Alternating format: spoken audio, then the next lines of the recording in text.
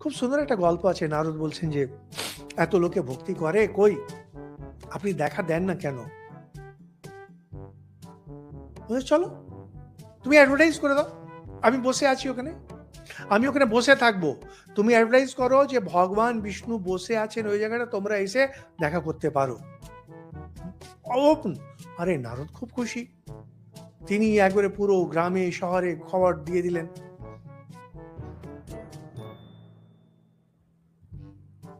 নারদ দেখেন ভগবান বিষ্ণু যেখানে বসেছেন ওখানে বিরাট একটা মেলা লাগিয়ে দিয়েছেন, আর লোকে চিৎকার করে বলছে, এসো এসো, ফ্রিতে মিষ্টি খেয়ে যাও, ফ্রিতে দোলনা দুলে যাও।